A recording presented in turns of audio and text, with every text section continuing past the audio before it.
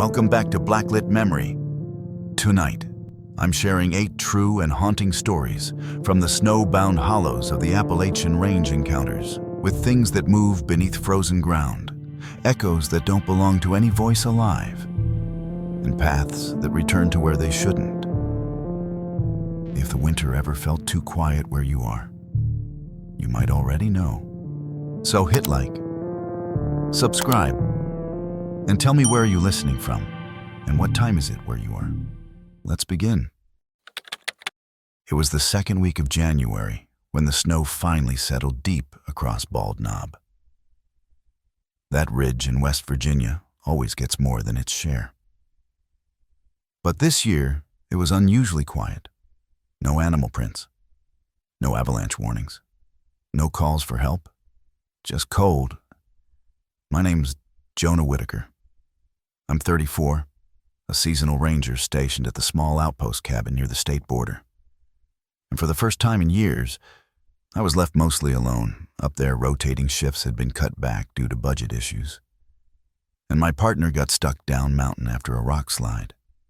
I kept my days predictable, checked the markers, monitor snowfall depth, log radio pings, and on clear days, scan the edges of the lake that freezes over every year like clockwork. The lake isn't deep, but it's wide and deceptive, hiding sudden dips in the ground. Locals used to skate there until a kid went through the ice in the 90s. Since then, only animals cross it.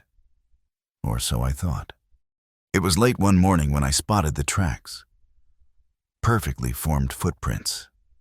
Barefoot, human, definitely narrow heel, deep arch, and toes splayed from cold contact. I stopped mid-scan and lowered my binoculars. The trail led straight from the tree line out across the lake's surface. No dog prints beside it, no boot impressions, just one set of prints. They were so clear I could see the ridges of the toes, even from the far bank. At first I assumed it was a prank. Maybe some backwoods teenager trying to make TikTok ghost stories. But as I followed the ridgeline to where the prints began, I saw no incoming path. Just snow, undisturbed, flat, pale blue under the sun, no snowshoe drag, no secondary tracks. I skied down around the lake's edge, cutting close enough to the ice to see whether they were melting. They weren't. The snow hadn't shifted, and the indentations were still sharp. Whatever or whoever had made them walked out onto the lake after the most recent snowfall and hadn't come back. I followed the prints with my eyes. They stretched 40 feet or so onto the surface and stopped. Not turned back, not veered off. They just stopped, like something had stepped forward into air, or simply vanished in the middle of the ice. That night, I couldn't stop thinking about it. I double-checked the lodge's radio logs, no reports of missing hikers, no visitors registered above the ridge, and no weather anomaly logged that might explain melting or evaporation.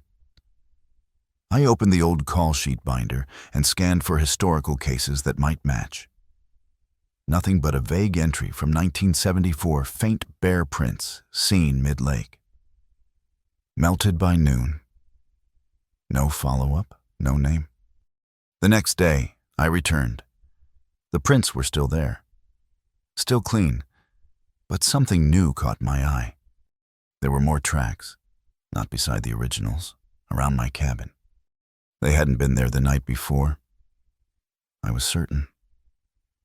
I circled the cabin after every shift. It's standard procedure to check for bear sign or loosened snow from the roof line. But they were the same kind of footprints. Bear, human. They circled the cabin in a wide, deliberate ring. One lap, not a step closer. I knelt beside them. Same spacing, same toe spread. Still no entry point. No trail leading toward them, just the prints themselves pressed neatly into the snow. I followed them around the structure, holding my breath the entire way.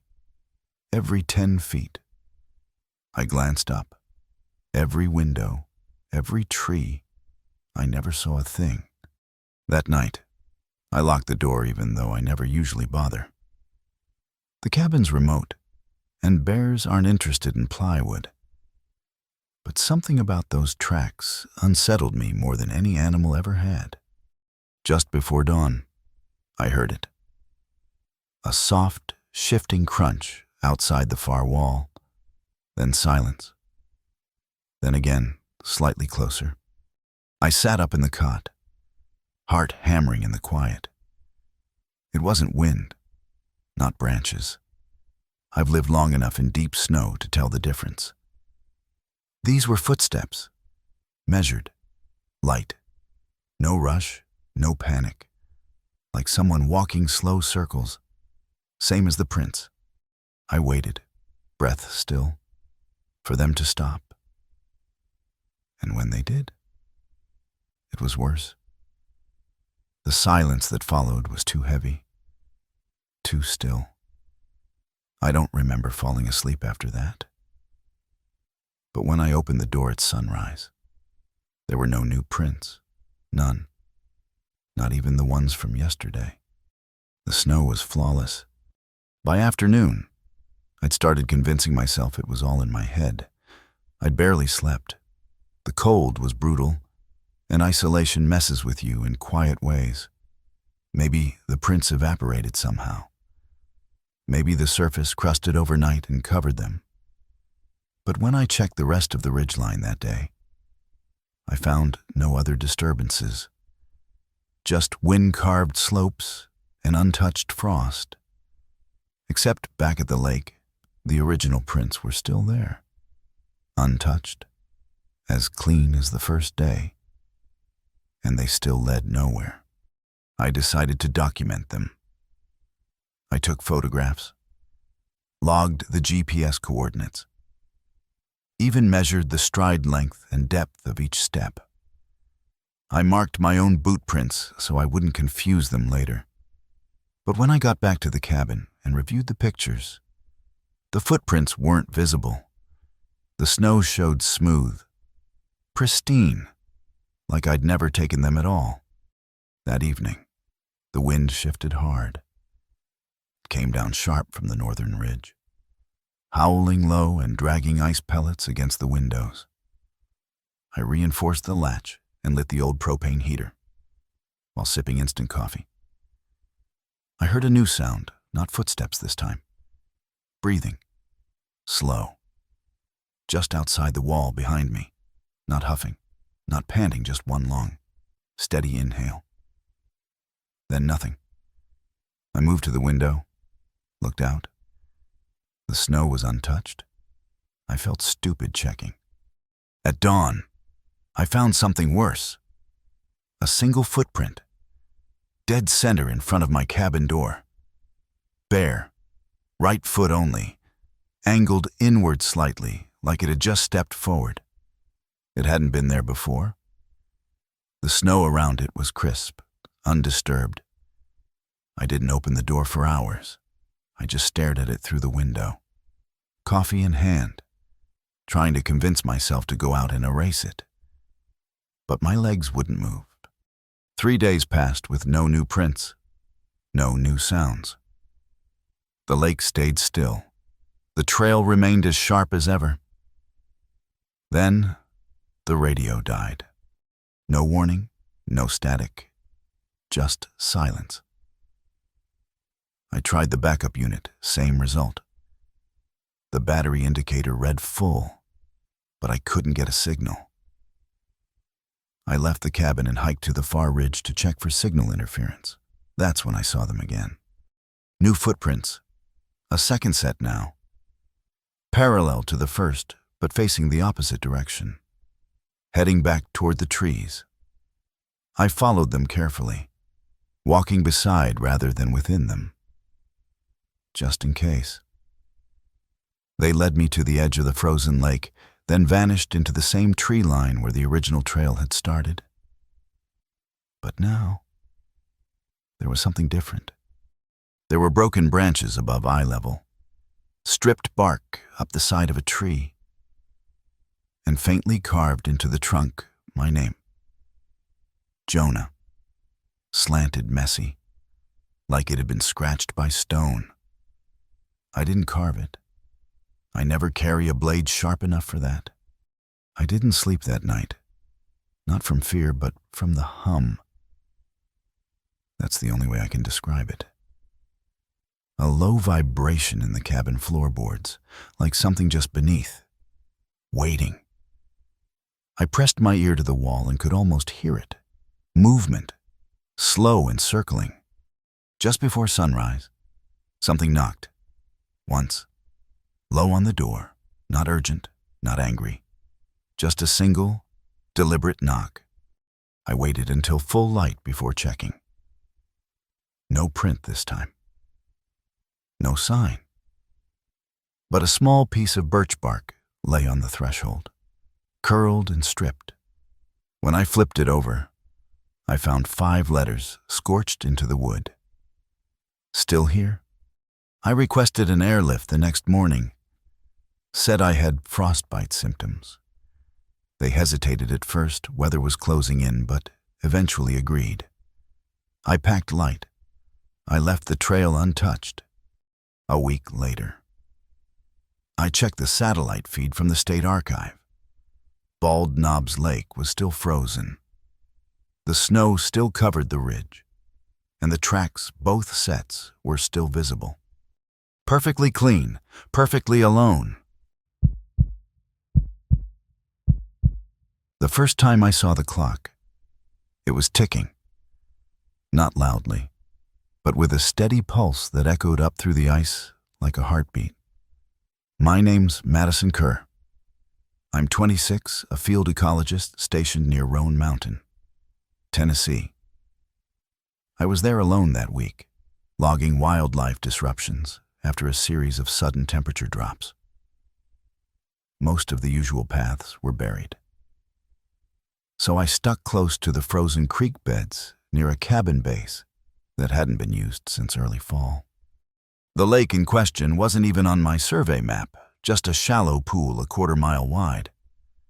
Formed from runoff and melt cycles, locals call it Mirror Hollow. But no one could tell me why. Probably just for the way the water sits glass still all winter. That day, the surface was sealed in a perfect pane of clear ice. I walked to the center with my crampons, scanning for cracks, when I noticed the shape below. Round, framed, with what looked like brass arms. At first, I thought it was trash, maybe an old stovetop part or a wheel. But when I leaned closer, I saw the hands, 2 of them, one short, one long, turning in slow reverse.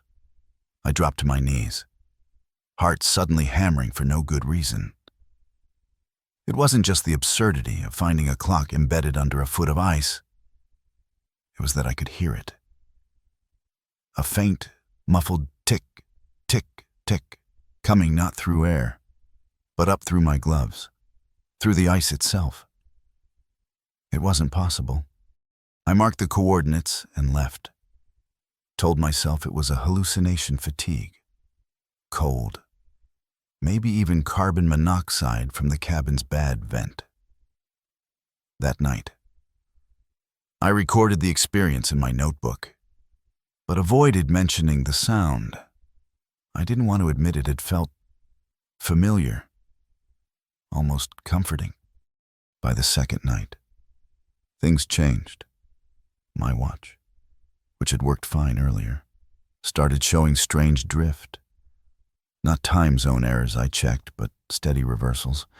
Every few hours, the display would jump back a minute, then 2, then 10. I reset it 3 times. On the 4th, it flashed 3:11, then faded out. When it came back on, the date had rolled backward by a full day. I chalked it up to battery problems and switched to the backup field watch. But the next morning, both watches showed different dates, neither one matching real time. One said January 10th, the other, January 8th. but my log said it was the 11th. I went back to the lake, not because I wanted to, but because I couldn't stay away. The clock was still there, still perfectly centered under the ice. But now, it was ticking faster. Not wildly, just a few beats more per minute than before. The hands were still reversing, but the pace had increased.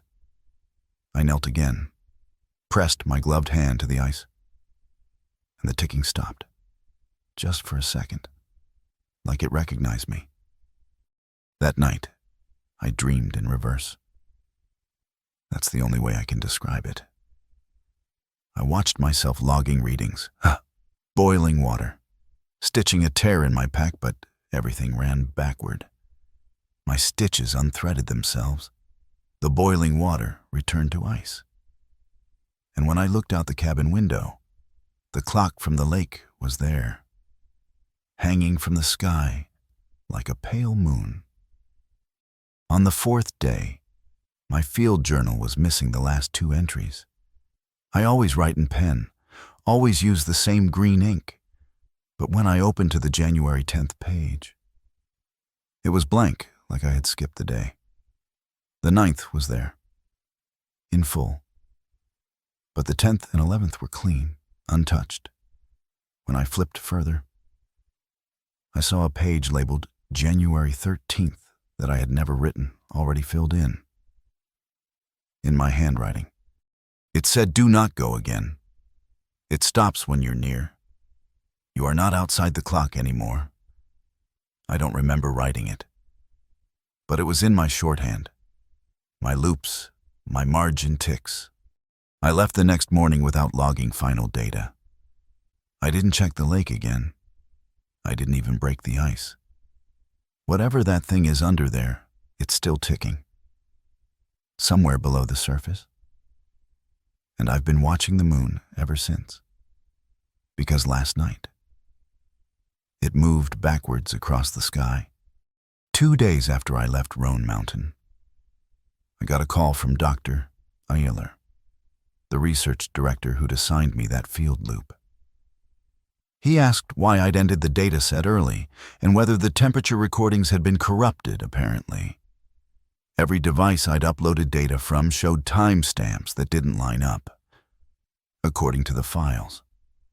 I had made one entry every 37 minutes, on the dot, for 3 days straight. I told him my watch had glitched.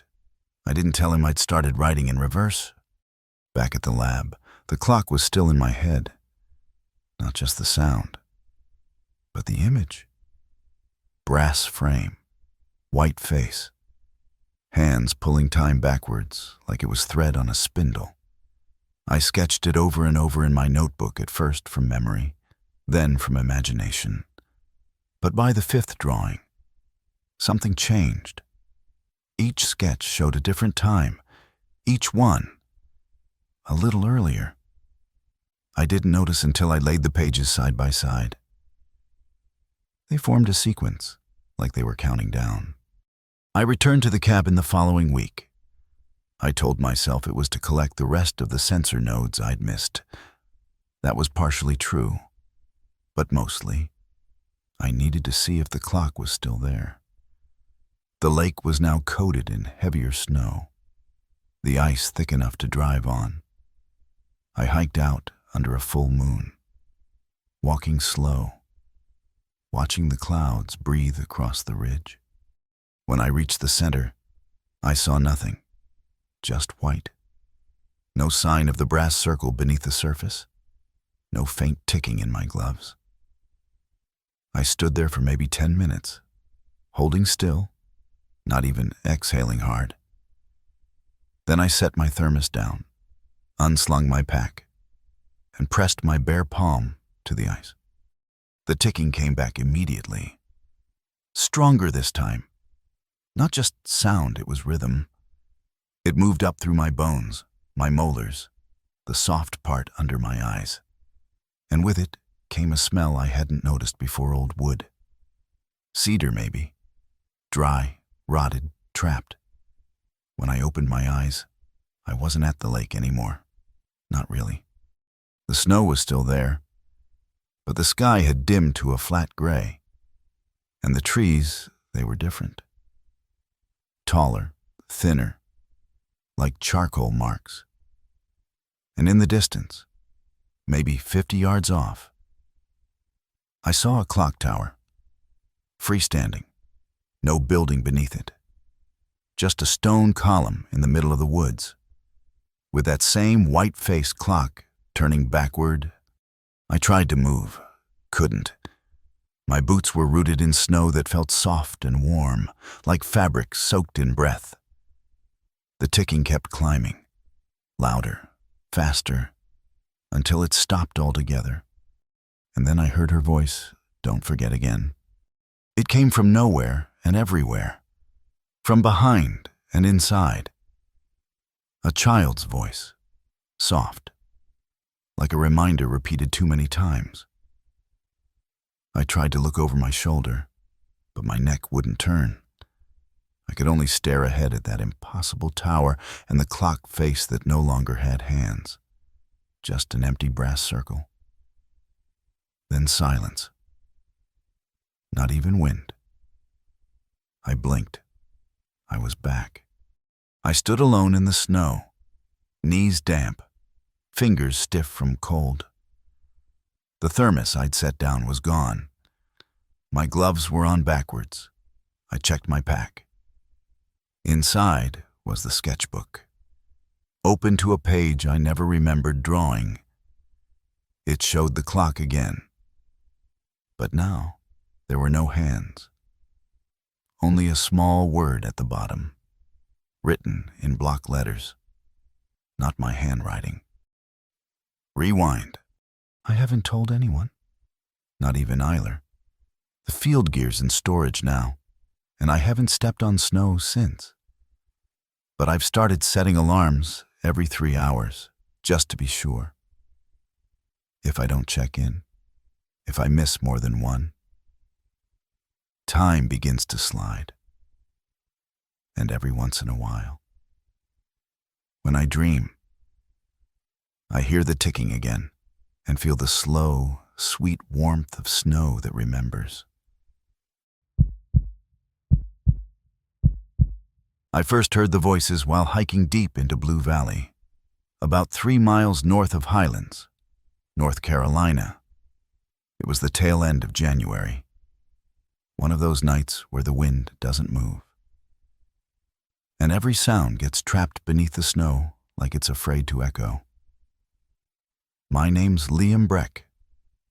I'm 40.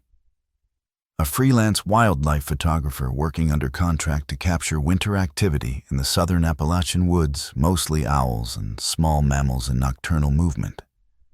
I'd spent 3 nights so far with little luck. Just faint tracks and blurry branches. The air had gone too still, and I was starting to believe nothing was moving in those woods but me. The sound started as a hum, drifting just on the edge of hearing. Not wind, not animal, and not quite melody. More like the rhythm of someone breathing with intention, structured, quiet, and strangely in tune with itself. It came from the hollow below, where snow sat untouched and the trees thinned enough to let in the silver haze of moonlight. The tone lifted slightly as I stood still, and I realized it wasn't one voice. It was a group. Children, by the sound of it, soft, high, and eerily synchronized like a chorus warming up somewhere behind a wall of trees. There were no camps nearby, no cabins, no map trails leading into that basin, and no reason for anyone, let alone children, to be out here past midnight. I stood perfectly still, trying to triangulate where the sound was coming from. But it kept shifting. Every time I turned my head, the humming seemed to move just slightly away, sliding sideways through the trees as if carried not by direction, but by thought. I raised my camera out of habit, just to record something, anything, but the second I powered it on, The sound stopped. Dead quiet fell so quickly I thought I'd gone deaf. I waited several minutes, heart racing, but nothing stirred.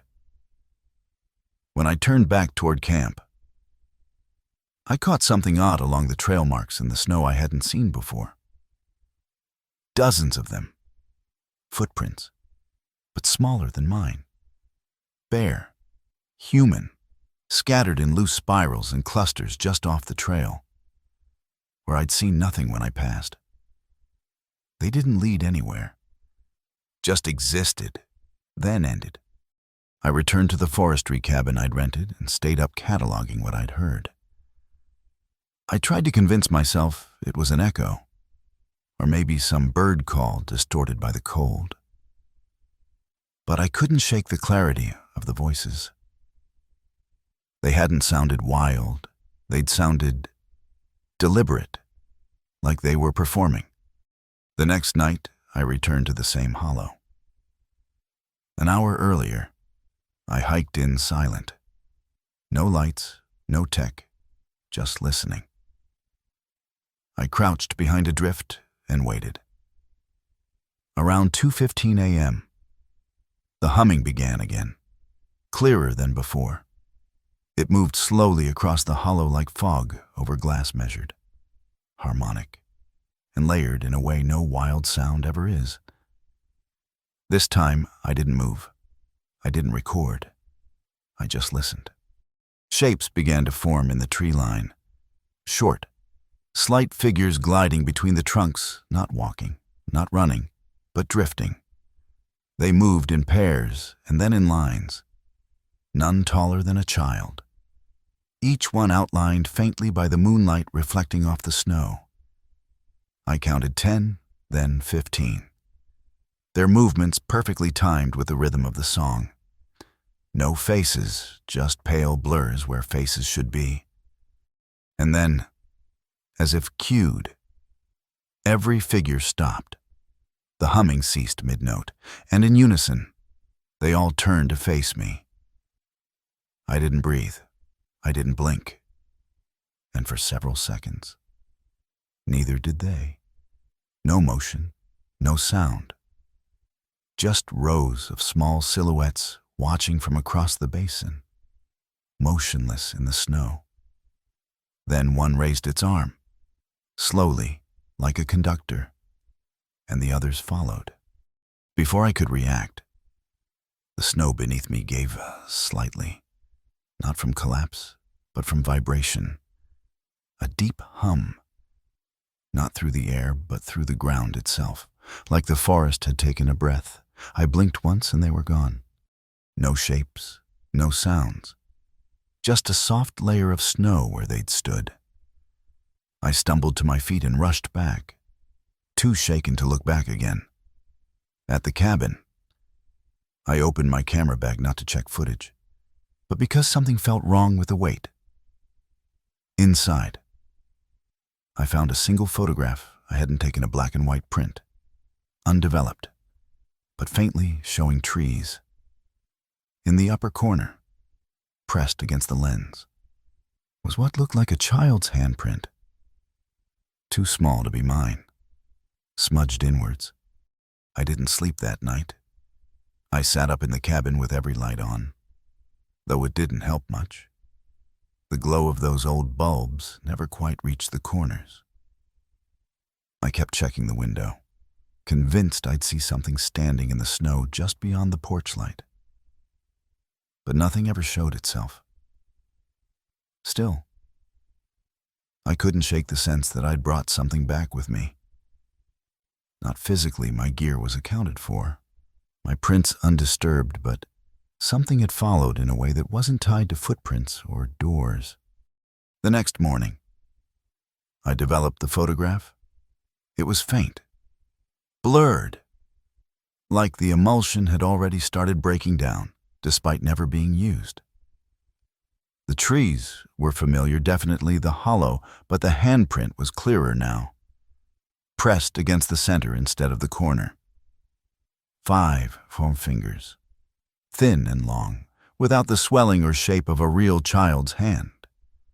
almost like it had been drawn with a finger in the steam, but somehow etched into the print itself.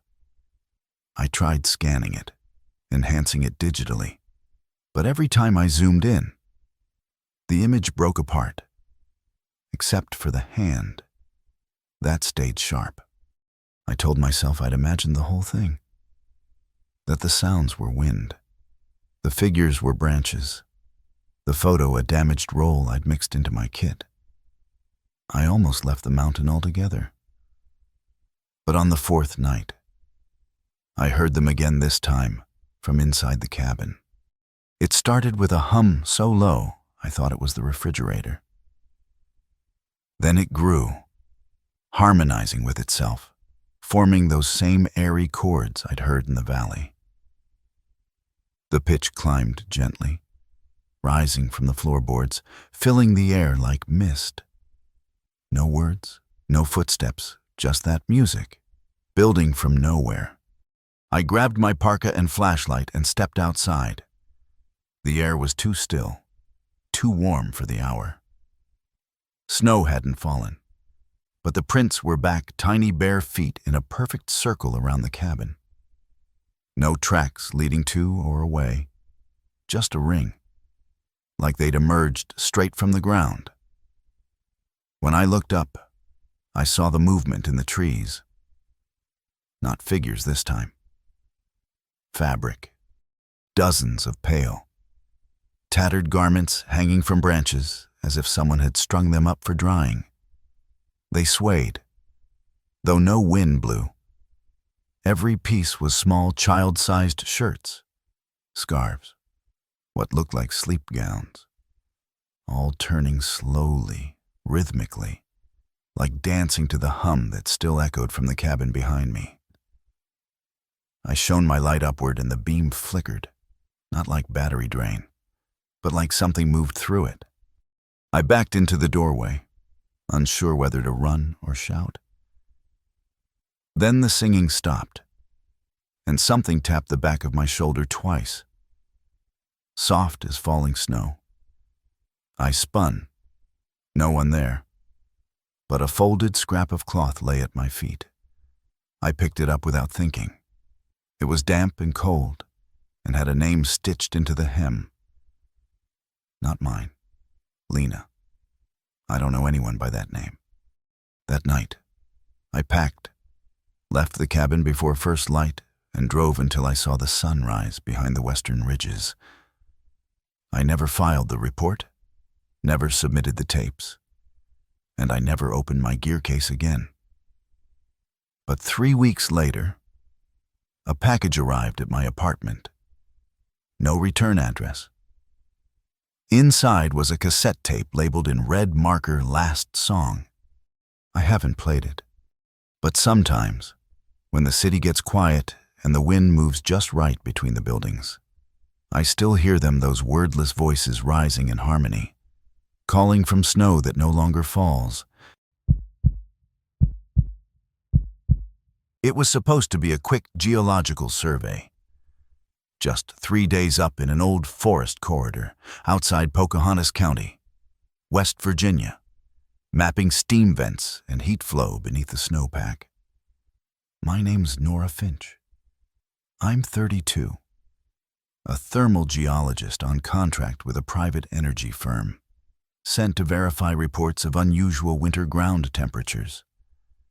The theory was shallow geothermal activity, something useful, possibly untapped. But no one expected the hollow itself to be warm. It didn't show up on any map. Locals had a name for it, the Yawn. I thought it was a joke at first. But when I snowshoed down into the basin on the second morning, I felt it immediately. The air changed. It went from bitter and still to slightly damp and oddly mild. The kind of warmth that doesn't come from sunlight, but from something older and patient beneath the ground. My breath no longer showed in front of me, and the frost on my coat began to melt. What made it worse was the silence. No birds, no creaking trees, not even the distant moan of shifting snow. just the soft hiss of wind above the hollow's lip. Too far to reach me. The snow around the floor had thinned, revealing black moss and slick mud. I pulled out my probe to measure ground heat, expecting maybe 5 or 6 degrees above freezing, but the needle shot up past 60, then 70. Then the screen fuzzed out, like something had interfered. I moved slowly, careful not to break the surface. The terrain felt soft, almost elastic underfoot, like walking on a heavy, wet quilt. And then I noticed something that didn't fit.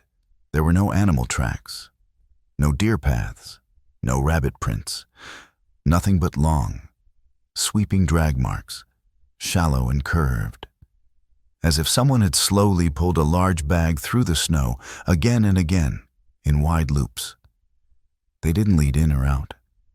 They just encircled the hollow, spiraling toward the center. I don't know why I followed them. Maybe I was trying to find proof of heat sink collapse. Maybe I just didn't want to admit I was already afraid. But as I neared the middle, the air shifted again.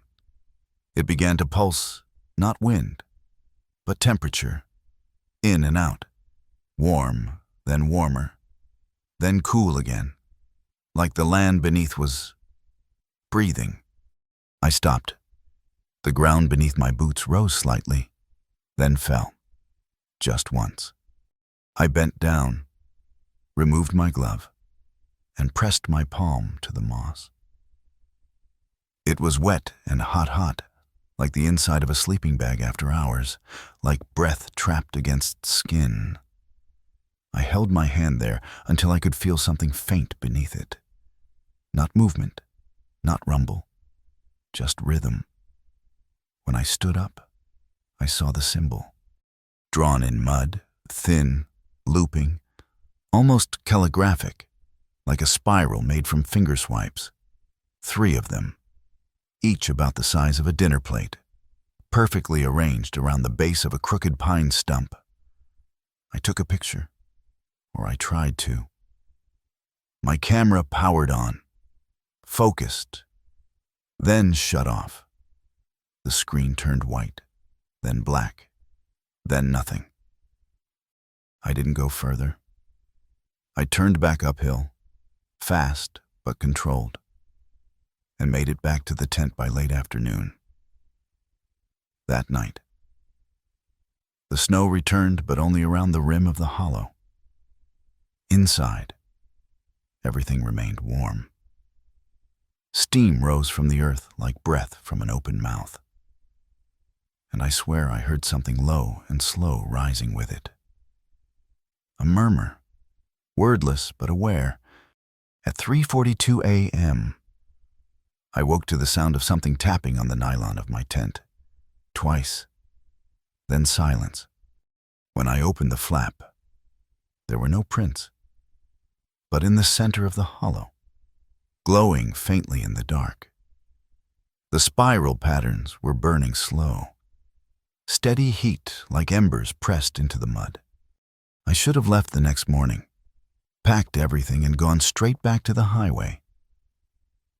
But the heat signatures didn't make sense.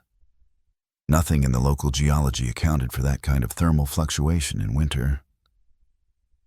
And worse, my data logger, normally solid, had registered 6 hours of missing time. The timestamp jumped from 2:03 a.m. to 8:16 a.m. without so much as a system error. I double-checked the solar panel, fully charged, nothing disturbed.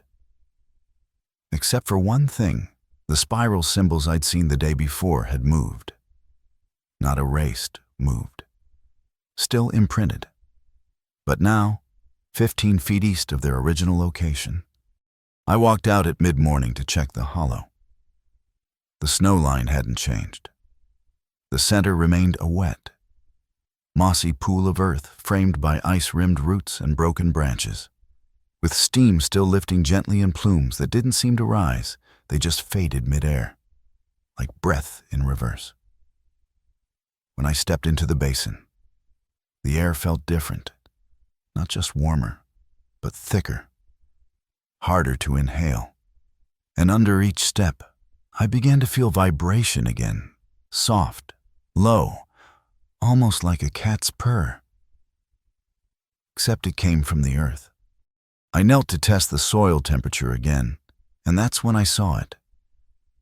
A hole, small, maybe fist-sized, freshly formed, perfectly circular, ringed by black lichen that hadn't been there before. I leaned closer, held my breath. There was no smell, no wind, but from inside that dark throat, I heard it a soft, wet inhalation, like lungs buried far too deep, still trying to breathe. I didn't touch it. I stood up, backed away, and decided that was enough. I packed everything.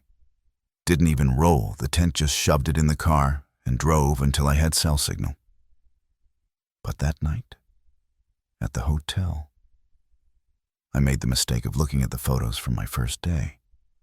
The spiral symbols were clear, no blur, no motion distortion. But in the second photo, the one near the pine stump, something new had appeared. A shape, barely visible, curved, lying along the moss just beyond the frame's edge. Not a rock, not a shadow. Something folded, organic, like the edge of a massive limb curled under soil. I zoomed in, and the image artifacted again. Same glitch pattern as the photo from the lake story I once heard white out. Then black smear. Then screen freeze. I deleted it. But even now I'm not convinced it's gone. Every time I open my files, a blank thumbnail appears in the corner for half a second before vanishing. 3 nights after I returned home, I woke gasping for breath. Not from a nightmare, just short of air. My room was hot, humid. I checked the vent, the heater, the thermostat, everything off. And on my carpet, pressed into the fibers near the side of the bed, were faint looping imprints, spirals, the exact same shape I'd seen in the hollow. I'm not a superstitious person. I've handled seismic zones, geysers, volcanic faults. I've seen ground split open and hiss gases older than the bones of cities. But nothing has ever followed me. Nothing has ever remembered me. Until now. Because just last week, a colleague sent me a new site photo from a region 60 miles east, another unregistered warm hollow, similar temperature anomalies. But in the center of the frame, faint but clear in the moss, was my name. Nora, written in finger-width drag marks, a spiral drawn underneath. I don't know what the yawn is. I don't know if it's breathing, or dreaming, or just watching. But I think it's learning the shape of my steps. And now, it's walking too. I was 18 when I found the cabin, just outside Damascus, Virginia. Not far from the Iron Mountain trailhead. I'd dropped out of my first semester of college and needed space from everything my parents. The pressure, the sound of people expecting things. My uncle had a tract of land out there, with no phone signal. No neighbors, no obligations. I planned to stay for 2 weeks. I brought a tent, a bundle of firewood, and a notebook I thought I might fill. But then it snowed, not the gentle kind. A thick, sharp-edged storm that came down fast and didn't stop for 2 days. I waited it out in the tent, half frozen and curled around a half-lit lantern. When the wind finally dropped, I stepped out and found the trees bent low with frost. That's when I saw it, a dark outline against the slope, maybe 100 yards off, almost buried in snow. A small A-frame cabin, sunken like it hadn't been touched in years. I don't remember choosing to walk toward it. My legs just moved. I told myself I needed shelter, maybe somewhere to dry my boots. But even then I knew it wasn't right. The cabin had no path, no visible door on the side facing me, and no marks in the snow to show anyone had ever used it. But what struck me hardest was the chimney tall, intact, rising from the middle of the roof, and completely clean. No soot, no frost, no smoke, just a cold mouth waiting. I circled around, found the door tucked beneath a collapsed overhang, and pushed it open. No lock. The interior was dry, dustless.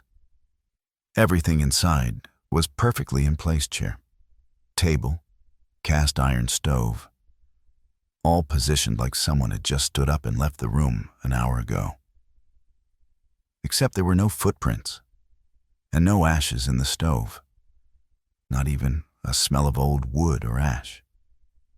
Just air that didn't feel cold enough. I stayed. I don't know why.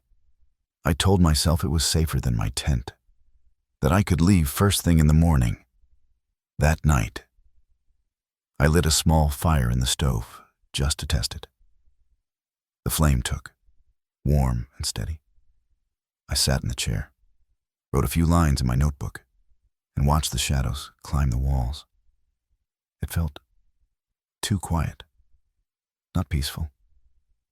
Still, as if the air was thick enough to hold on to sound and wouldn't give it back. Sometime around 2 a.m., I woke up gasping. The fire had gone out, not dimmed, gone. The logs were intact but cold, like they'd never burned at all. I sat up and saw my breath in the air again. Then I heard it, the soft scrape of movement on the roof, not branches, not wind. Something steady, back and forth, across the chimney, then silence. I checked outside. Nothing. No prints, no wind. The snow had hardened into a pale crust that cracked like sugar under my boots. When I looked up at the chimney, I swear I saw something shift just the faintest motion, like a ripple across stone. Then it stopped. Back inside. The air felt warmer again. I didn't sleep, just sat in the dark and listened. At 4:07 a.m., the stove door creaked open on its own. Inside, resting where the logs had been, was a single white feather, scorched at the tip. I left the feather where it was. I didn't touch it, didn't even breathe too close. Something about the way it lay blackened on one end, impossibly clean on the other, made me feel like it had been placed, not left. I stepped outside again, just as dawn crested over the ridge, casting gold across the upper snow line. And I noticed something new, faint drag marks in the snow behind the cabin. Thin, shallow, like someone had slowly pulled a long sheet or robe over the surface without lifting their feet. They looped once around the chimney and stopped. No footprints, no entry point. Just that same low sweep pressed like a whisper into the frost. I hiked back toward my tent, intending to pack and get off the mountain. But when I reached the site, maybe 15 minutes walk, I found nothing. No tent, no boot prints, no scorch ring from where I'd cooked the night before. It was like I'd never camped there at all. The forest was undisturbed, the snow perfect, not even crushed grass beneath where I'd lain. I stood there for a long time, heart slowing, the weight of something unseen resting quietly on my back. I returned to the cabin, not because I wanted to, but because I didn't know what else to do. Inside, the stove was cold again, the feather gone, My notebook had moved from the table to the windowsill. One line had been added in unfamiliar handwriting, thin and slanted, not mine. The smoke never leaves because it never began. I stared at it, willing it to be a trick of exhaustion. But the pen was still warm. That night, I didn't light the stove. I didn't sit. I stayed standing in the far corner of the room, with my flashlight beam aimed at the chimney. Around 1:30 a.m. The light began to flicker. Not battery failure, rhythmic, like something was passing between the lens and the beam. A slow, fluttering shadow. The sound returned too, that soft drag across the roof like fabric pulled over wet leaves. I held my breath as the stove door creaked open again. Slower this time. Inside was a second feather, this one entirely black. I ran. Didn't gather supplies. Didn't stop to look behind. I walked fast and straight until the trees thinned and the highway came into view. I hitched a ride into town, shivering despite my coat. When I finally told my uncle what I'd found, he grew quiet, said there was never supposed to be a cabin there, that the chimney used to be part of something older, an old furnace station from the 1800s that burned down before the Civil War. Nothing remained but stone. A week later, I got a call from the property inspector. He'd gone up there to verify what I'd seen. Sent me a photo. It was just the chimney, standing alone, no cabin, no door, just a hollow stack of stone rising from the snow, like a spine from the earth. But in the ash ring at its base, there were feathers. 7 of them, each one darker than the last. Don't follow the sound if you hear the bell, the ranger had told me, especially in winter. It doesn't belong to anything alive anymore. I thought it was a joke, some old Appalachian myth meant to keep hikers in line. But now I wonder if it was his way of warning me without scaring me off. My name's Ben Avery. I'm 29, and I do winter trail maintenance along parts of the Appalachian spine near Harlan County, Kentucky. A week before Christmas, I got assigned to check snowpack damage and mark downed branches near Eagle Hollow. A path that hadn't seen much foot traffic in years. I was alone. It was quiet. Too quiet. The trees were heavy with snow, some cracked under the weight, and the sky was the kind of white that made it hard to tell where air ended and ice began. Around mile 3, I paused near a ridgeline to check my GPS. That's when I heard it faint at first, then clearer. A bell, small, high, and steady. Not frantic, not cowbell sharp, but clean and slow, like something hanging in a tower, far underground. It rang once every few seconds. Too perfectly timed to be wind. I stood still, trying to place the direction. It came from beneath the ridge. That made no sense. There were no churches, no cabins, not even an old fire tower in this stretch. And yet, every time I moved, the bell stayed exactly the same distance away, like it was pivoting around me, not getting louder, not fading, just circling. When I finally reached the top of the ridge, the wind shifted, and the sound stopped entirely. I scanned the forest below.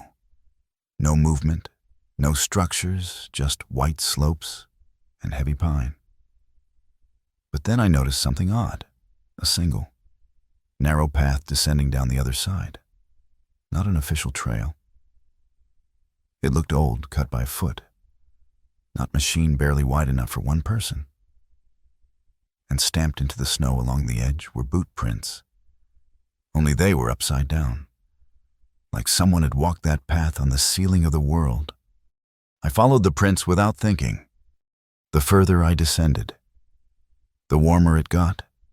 The snow thinned until patches of damp brown earth showed through. My breath no longer fogged. The trees closed in tighter. And after the seventh switchback, the bell returned closer now. Clearer. One tone, then another. It rang twice, then paused. Then twice again. It sounded like it was beneath me now, maybe 50 feet underground. And still, no echo. At the bottom of the hollow, I found it. A stone circle, maybe 8 feet across, sunken into the earth. The snow around it hadn't touched the stone like something had melted it from below. In the center was an iron ring, the kind you'd find bolted into old cellar doors. It vibrated gently under my boots, like the earth itself was humming. The bell rang again, louder this time. I leaned closer. That's when I realized the sound wasn't from metal hitting metal. It was coming from something breathing through the stone, exhaling in rhythm. The pitch of each bell matched the length of each breath. Deep, slow, patient. I stepped back. But the ring began to rise. The iron ring lifted with no sound.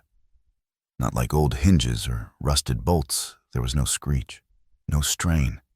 It simply rose, effortlessly, revealing a dark cavity beneath the stone circle. I should have turned back then, but I didn't. I crouched, careful not to lean in too far, and peered into the opening. It wasn't a shaft. It wasn't even a tunnel. It was a throat, rounded, lined with pale stone that looked almost organic, like bone. The bell rang again, now resonating not in my ears, but in my chest. I backed up 2 steps, but the ground didn't feel the same anymore.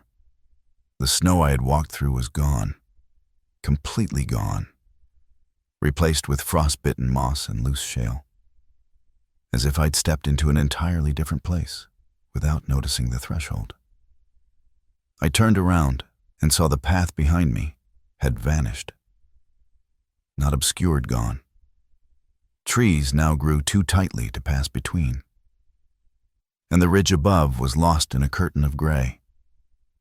The bell rang a third time, deeper now, and I felt the sound behind my eyes. I dropped to one knee, dizzy, and clutched the ground for balance. My fingers brushed something cold and metallic, another ring. Smaller, buried just beneath the soil. I cleared it and found more.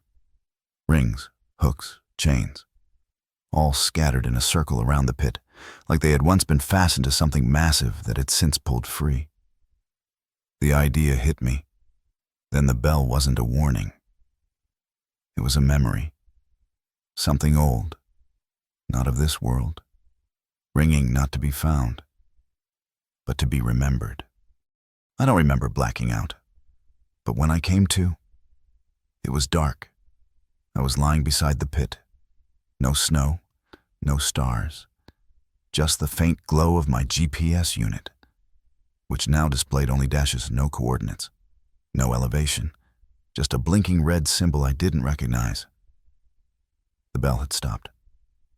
I stood, slowly, and realized something else. My boots were wet. Not from snow or water, but from something thick, sticky. I pointed my flashlight down and saw streaks across the moss. Pale lines, like veins. I ran. I don't remember the path. Just movement. Branches slapping my face. Cold air suddenly returning. And then snow sharp. Sudden, biting. I burst through a grove of firs and found myself back on the ridge. Panting, disoriented, knees scraped raw.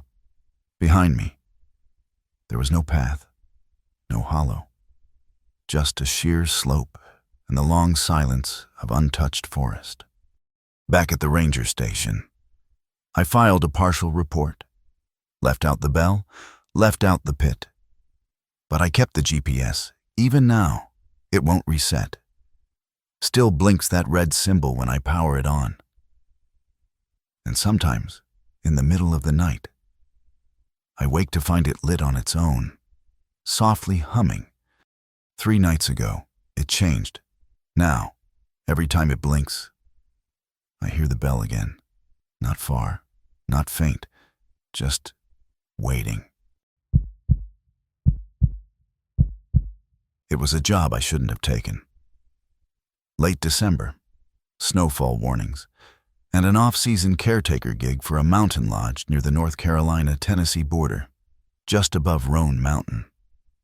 My name's Samuel Lott, 34 ex-hospital maintenance turned seasonal groundskeeper. The lodge was closed for the winter, but the owners wanted someone to stay on site, monitor the generator, and make sure no squatters or animals broke in. Easy pay, they said. Just 3 weeks, and I'd have the place to myself. But no one mentioned the window. The building was solid 2 stories. Pine log siding, 10 rooms in total. Most were locked, with furniture covered and pipes drained for winter. I was given the attic room, just below the peak of the roof. It had no insulation, no vents, and only one small window facing north. That window was strange from the start. Frost formed on it from the inside, no matter how warm the room was. Every morning, I'd wake to find intricate ice patterns etched along the glass geometric spirals, almost too precise to be natural. I'd wipe them clean. But by nightfall, they'd return. By the 5th day, I started to notice something worse. Each time the frost returned, the patterns grew more detailed, not random crystals, but lines and angles, like architecture columns, arches, staircases. One night, unable to sleep, I studied them with a flashlight and realized what I was seeing. The design resembled the interior of a building, not the lodge, but something far older. Vaulted ceilings, a narrow hallway, a door at the end.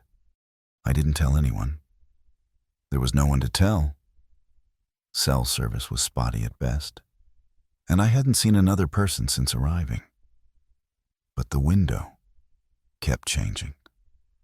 On day 7, the frost no longer covered the entire pane, just the center, like a tunnel, and when I leaned close enough, I could swear the depth was real, like looking through a lens.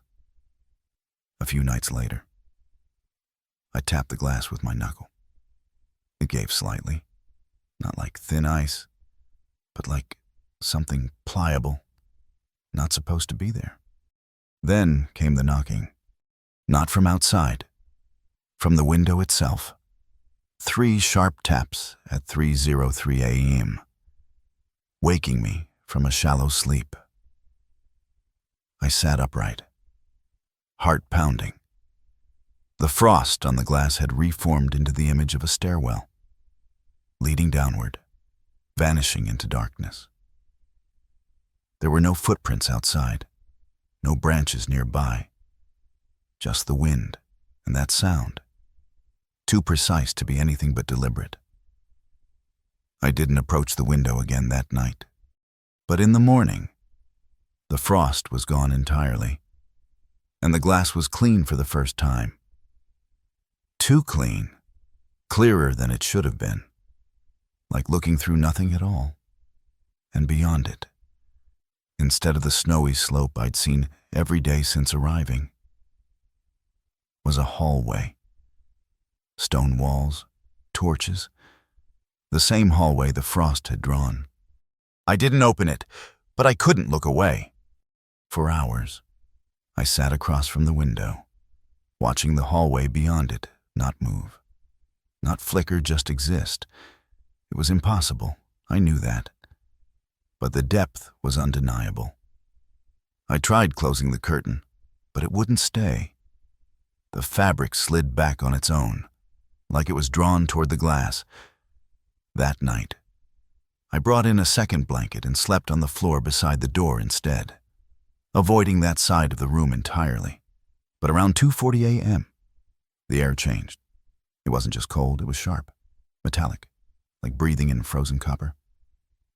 I sat up just in time to see the frost return, this time creeping from the outside in, reforming into the image of that hallway again. Except now. The door at the far end of the ice-carved corridor had opened. The space beyond the door was black. Not dark black, not empty, but heavy. And something stepped through. I didn't see its face, just a silhouette. Humanoid, but wrong. Too tall for the proportions of the corridor, as if it bent the hallway to fit its shape.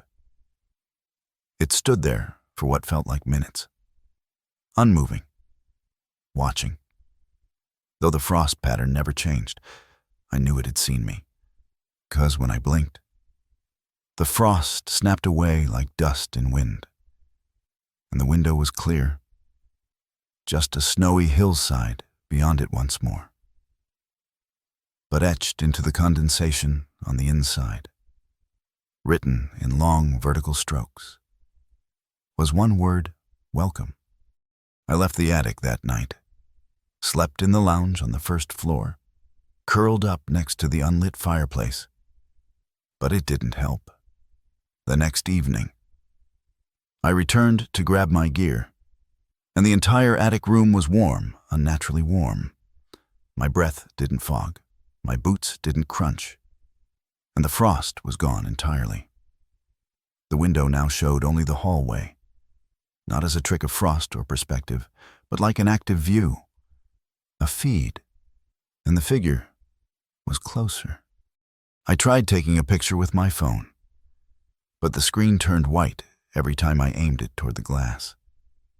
Not blurry, not dark, just featureless white, like the device refused to record what it saw. I finally covered the window with duct tape and 2 layers of cardboard. It held for a night. Then the tape peeled off, one strip at a time. I woke to find the cardboard bowed inward, like pressure from the other side was pushing gently, steadily. The window didn't want to be blocked. On the 14th day, the hallway beyond the glass was gone. It had been replaced with a perfect reflection of the attic room. Not a mirror, something else. Because my reflection wasn't there. The chair was, the stove, even the clothes I'd folded. But I wasn't. And in my place, standing at the center of the reflection, was the figure closer than ever, face still hidden by shadows, but hands now pressed lightly to the inside of the glass. I didn't sleep that night. I waited until sunrise, packed what I could, and radioed the owners that I was cutting the job short. They were confused, said the weather was clear and I was free to stay longer. I told them the lodge was too exposed, that I was feeling ill. I didn't mention the window. 2 months later, I got a package in the mail.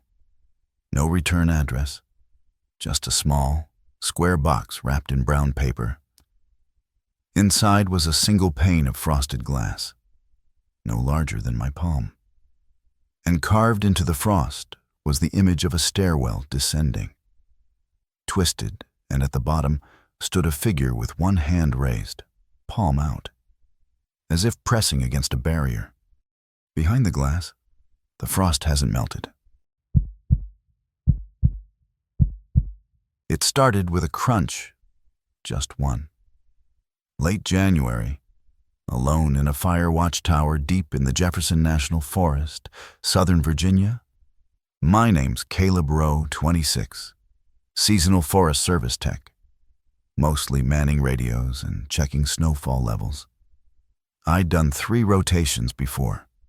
Nothing weird. Nothing more than the creaks of wood and maybe the occasional owl. But this time was different. The storm came fast. I was iced in for 5 days straight.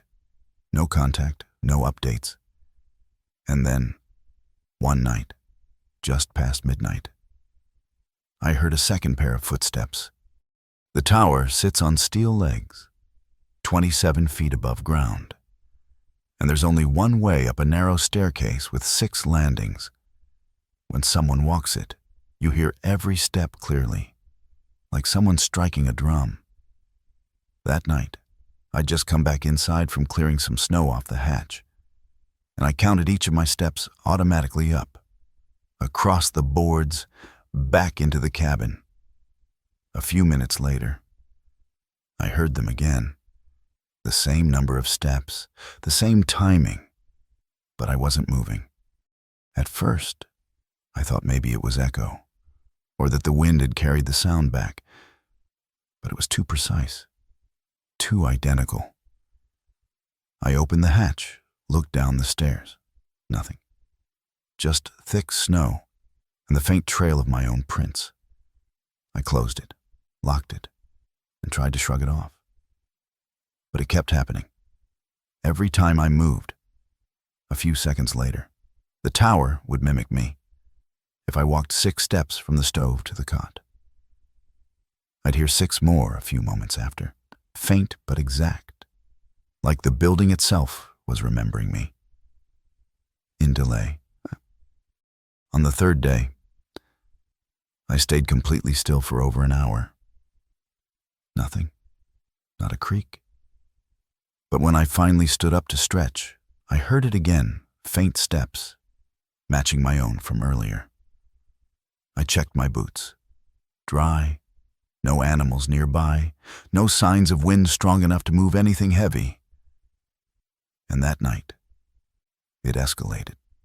Around 3:00 a.m., I heard footsteps on the staircase, but this time, they didn't match anything I'd done. They were slow, careful, deliberate, coming up 1 step at a time, pausing between each one. I grabbed the flashlight and opened the hatch again, heart hammering. The stairs were empty, but in the fresh snow below, I saw a new trail of prints going up, then stopping at the 4th landing, facing the tower. And there were no prints going back down. I didn't sleep, just sat in the corner with my boots still on, flashlight aimed at the hatch. The prints didn't make sense. There'd been no one else out here for days. The snow was fresh, powdery, and the steps had depth meaning weight, meaning pressure. Something had come up halfway, and then nothing. No sound, no retreat, like it had stopped to listen and then melted into the tower's bones. Around dawn, I opened the hatch again, and the prints were gone. Not drifted over gone. The snow was untouched, clean. Even my own tracks from the day before had vanished. I tried to radio it in, just to talk to someone. But the signal was a dead hum. No static, no garble, just silence. The kind of quiet that feels thicker than noise. That afternoon, I started marking my steps. I'd walk from the cot to the stove and leave chalk ticks on the floor 7 steps. Then I'd sit and wait. Minutes later, 7 creaks. Right in the same sequence. Not rushed, not late, just delayed. Like something was learning my rhythm. That night, I locked everything hatch, windows, even the cabinet doors. I didn't want anything moving. Around 2:17 a.m., I heard the stairs again. Slow, paused, and then a second set. 2 sources, one heavier than the other, both ascending together. I froze. There was no wind, no storm, just the long, patient climb of things I couldn't see. I didn't open the hatch this time. I didn't need to. Because the footsteps didn't stop at the 4th landing. They reached the 6th. Then came the knock. Not hard, not angry. Just 3 light taps on the steel beneath me like fingers asking politely. Then silence. I don't know how long I stayed in the corner. Flashlight dead. Listening to my own breath. I must have fallen asleep because when I opened my eyes, it was morning. and the light outside was harsh and sharp through the frosted window. I checked everything. The hatch was still locked. Nothing broken. But beside my cot, in the fine dust that settles on the floorboards, were two sets of prints, bare, long-toed, like someone had walked around the tower without shoes.